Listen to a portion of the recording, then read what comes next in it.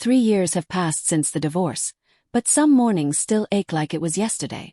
I wake up in that quiet space between dreams and the alarm clock, and for a second, I expect to hear my husband's footsteps. You don't. I never will again. It was betrayal that drove us apart. Peter was 15 then, old enough to understand what had happened but too young to carry the weight of watching his mother unravel. I remember how he hovered in the hallway, trying to listen without seeming like he was. And I, already devastated, couldn't shield him from the truth. What surprised me most in the years that followed wasn't the loneliness, or even the relief. It was Peter. He grew up almost overnight. Taller than me before I realized, voice deeper than I was ready for. But more than anything, it was the way he stayed. Emotionally, spiritually, like an old soul in a young man's body. He somehow understood me better than anyone else ever had. We began having long conversations at the kitchen table, late-night talks about school, life, relationships.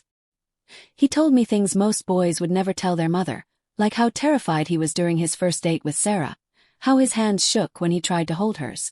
I remember teasing him once when he came back from school, sweaty from a basketball game. You know, I said, wrinkling my nose, girls like it when guys are clean, everywhere. He raised an eyebrow. Everywhere. Especially under the arms, I said, trying to sound casual. You could probably use a razor. Want me to show you? Peter blinked at me. I expected a sarcastic response. Instead, he nodded. I don't know what possessed me. Maybe I was thinking like a mother again, trying to hold on to something from when he was small and I trimmed his nails or fixed his cowlick before school. But as I stood behind him in the bathroom and guided his hand, something shifted. It was the laughter first. He nicked himself once, yelped, and we both burst into giggles. And then, the quiet. That stillness that settled between us. Not awkward but weighted. Our eyes met in the mirror, and in Peter's expression, I saw something that startled me. He looked at me not like a boy, but like a man who was seeing me. Not as Mom, but as Christina. I stepped back and handed him the razor. You can finish yourself, I said quickly. He smiled. You sure? I might mess it up. I think you'll survive. I left the room with my heart pounding harder than it should have. After that, I noticed him more. The way his t-shirts clung to his shoulders. The way he moved. The shadow of stubble on his jawline. And God help me, I began to feel something I didn't know how to name. Not desire, not exactly. But a gravity. Pull. One night he asked me, half joking, if he was supposed to shave down there. I laughed it off, deflecting. But the question lingered in my mind far longer than it should have. Later that week, I heard him call from the shower. Mom! My breath caught. I stood frozen in the hallway. What is it? Can you come here a sec? He sounded casual, completely unaware of the storm building inside me. I opened the bathroom door slowly, unsure of what I expected. Peter stood in just his underwear, wet and laughing, steam curling around him. He looked radiant, sunlit, glowing. My son. But not a boy anymore. Do you think I look good? He asked. His grin mischievous but vulnerable. I stared too long. You look amazing, Peter, I finally said. Really? You're becoming, well, already are, a very good-looking man. His gaze shifted. Serious. So are you.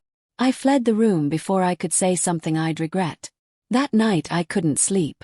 Every creak of the house seemed to whisper what I was trying to deny. I kept replaying that moment. His look, my response, the charge that passed between us like a live wire. But it was harmless, I told myself. Just a phase. Just my loneliness playing tricks on me. That lie carried me through the next few days. Until the baseball game. It had been a quiet week. Almost too quiet. I kept myself busy with work, chores, errands I didn't need to run. Anything to distract me from the strange shift that had taken place in our home. Peter acted normal. Joking, affectionate, thoughtful. But beneath his usual calm was something else. A watchfulness. A kind of warmth that lingered in his eyes a moment too long. I told myself not to read into it. But I knew I was lying. The baseball game was supposed to be a welcome escape. We were both fans of the same team, and when they made it to the playoffs, Peter surprised me with 2 tickets. Just us, he said, smiling. Like old times. The stadium buzzed with life. I wore his extra jersey. It was too big for me, the sleeves brushing my wrists, but it made him smile when I came down the stairs. You look better in it than I do, he said, and I laughed, brushing off the compliment. We cheered, shouted, ate too much popcorn. For a few hours I felt like myself again. Free. Until the 9th inning. When our team hit the winning home run, the crowd exploded. Without thinking, I jumped up and threw my arms around Peter. He caught me midair, spinning me, both of us yelling in celebration. When I landed back on my feet, giddy and breathless, our faces were close, too close. And in that moment I kissed him. It was automatic, reflexive, quick press of lips to cheek. But something about the way he looked at me afterward made my breath catch. Because I hadn't kissed him on the cheek. Had meant to. But I hadn't. We both stood there, frozen in the noise of the crowd. And then, suddenly we were on the Jumbotron. A live feed of our embrace. I saw it. Everyone did. To anyone watching, we didn't look like mother and son. We looked like a couple. Peter smiled when he noticed. Well, he said, we make a pretty good-looking pair. I laughed nervously. What do you mean?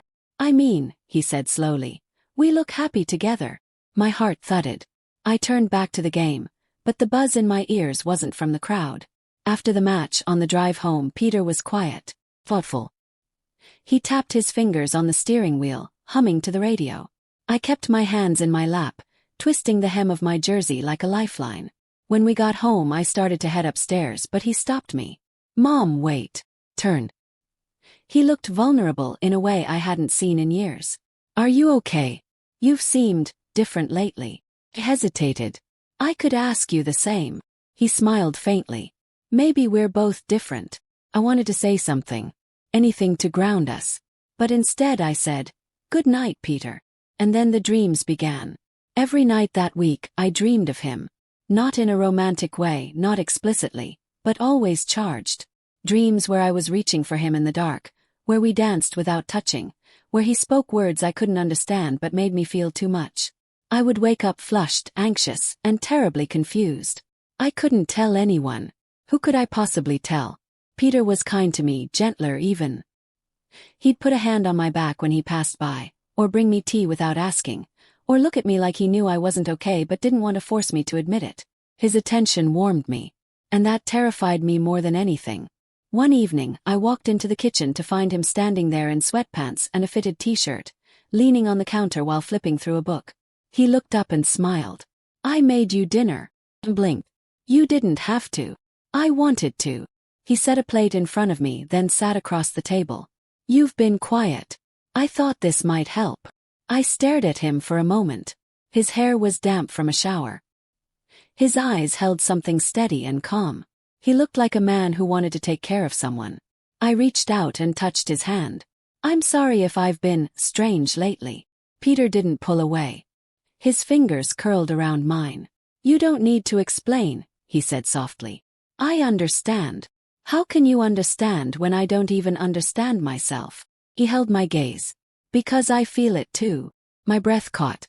We said nothing for a long time. The silence between us wasn't heavy or cold. It was delicate, like the moment before a bird takes flight. Unstable, beautiful, dangerous. And we both knew, whatever this was, it couldn't be dismissed anymore. After that dinner, nothing looked the same. Not the walls of our home, not the light through the curtains, not even the way Peter walked. Or maybe nothing had changed at all. Maybe it was only me who had changed. My perception. My awareness. He said, I feel it too. Those words circled me like a tide, drawing me closer to something I didn't know how to name, only how to fear. I stopped wearing certain things around the house. I caught myself fixing my hair before I knew he'd be home. I told myself it was just dignity, just self-care. But I knew the lie inside my reflection. I began avoiding the quiet moments, the evening lull between dinner and bed, the long weekends when we used to do puzzles or watch movies together. Now I stayed in my room more often, reading the same page again and again without understanding any of it. If Peter noticed, he didn't press. But he did linger. He started helping me more, clearing the table, reaching for things without me asking. One afternoon, I was in the laundry room folding his shirts when he came in. He didn't say anything at first, just stood in the doorway watching me. You don't have to do that, he said gently. I don't mind, I replied. Still, he said walking in, you do too much. He took the folded shirt from my hand, brushed his fingers against mine. I felt a warmth so sharp it frightened me. I remember when you were small, I whispered, unable to stop the memory. You'd run around with your shirt backwards, and I'd chase you through the house. He smiled. I remember that too. You'd always catch me. Of course I did, I said, trying to smile back. You never wanted to run too far. The words left a strange stillness in the room. Peter's expression shifted slightly, some blend of nostalgia and something heavier. I set the last shirt down and stepped back. I'm going to start dinner, I said too fast. He didn't stop me, but he followed a few minutes later, standing just behind me as I chopped vegetables, close enough that I could feel the heat of his chest. You always smell like rosemary, he said, his voice low. I laughed nervously. Probably because I used too much of it. No, he said. It's nice. It reminds me of home. Of you. I froze, knife poised in midair. I didn't turn around. Couldn't. Reminds me of you. He wasn't teasing anymore. He wasn't playing. That night I dreamed of a field. Vast and open and wild. I was walking barefoot through tall grass, the sun behind me warm and low. I saw Peter there, older or perhaps just surer of himself, waiting near a tree. He didn't speak. He just held out his hand. And I took it. I woke up sweating. That morning I made coffee like always, but I dropped the spoon 3 times. My hands trembled. When Peter walked in, shirtless from sleep, rubbing his eyes, I couldn't even meet his gaze. You okay? He asked. Fine, I lied. He didn't push. 2 days later it rained. The kind of steady, silver rain that blanketed the world in quiet. We were supposed to visit my sister, but the roads flooded and we stayed in. He offered to watch a movie. Something old, he said. Like we used to. We sat on opposite ends of the couch. But slowly, through the story, through the stillness, we leaned. His foot brushed mine. I didn't move. Our hands rested on the cushion, fingers just close enough to sense each other. And near the end, when the movie faded to black, I felt him look at me. Turned. What are we doing? I asked, barely more than a whisper. Peter swallowed. Something we're not supposed to, he said honestly. But something that's been happening for a long time. I wanted to cry. Not because he was wrong, but because he was right. I don't know how to make it stop, I confessed. Do you want it to stop? He asked. I couldn't answer. That was the moment I realized we had passed some invisible threshold. We were no longer wandering near it, no longer toying with implications. We had crossed it. And the silence between us had a shape now. Had weight. Soul. I stood abruptly. I'm going for a walk. It's raining. I know. I stepped out barefoot. Let the rain soak me. I needed to feel the cold. I needed the earth beneath me to remind me I was still tethered to something. But all I could think of was him. The way he looked at me like I was his. Not his mother. Christina. Woman. Someone he saw, perhaps for the first time, completely. And I didn't know if I could bear it. The next morning I felt hollowed out by the rain. I stood at the window for a long time, coffee cooling in my hand, watching droplets slide down the glass like something inside me trying to find its way out. Peter didn't say anything at first. He came downstairs quietly, eyes meeting mine briefly before he moved past me to pour himself coffee. We moved around each other like ghosts, present but insubstantial.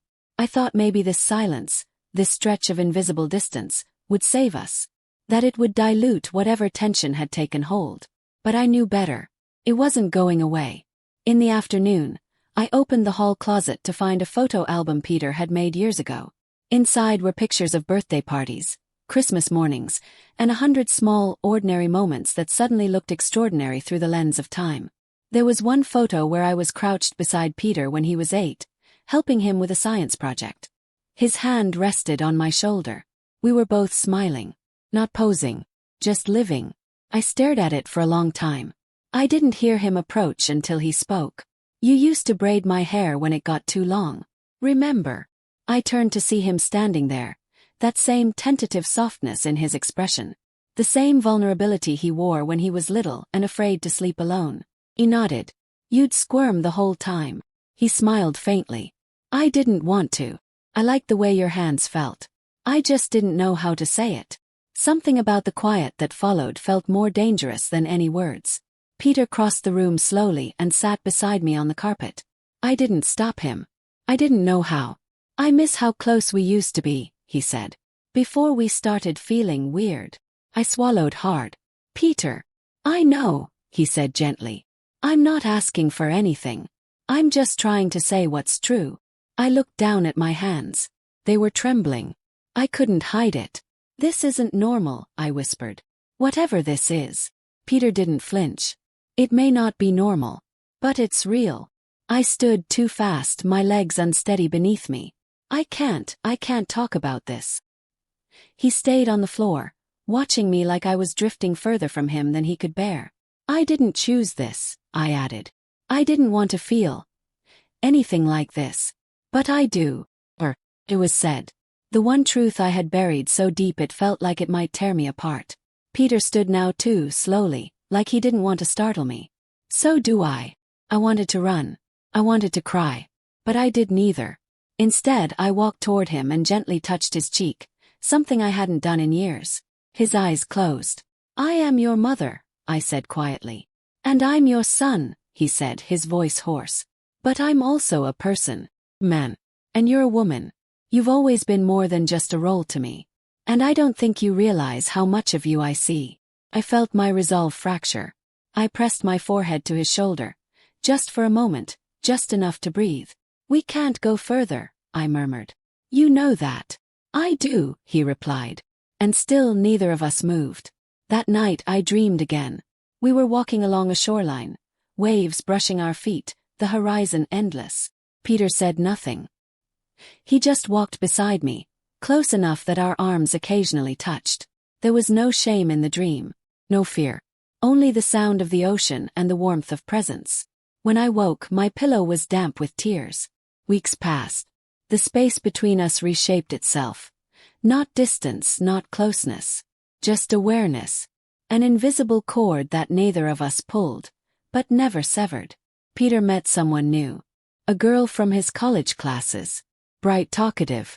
I watched them from the kitchen window once, as they sat on the back porch laughing over music from his phone.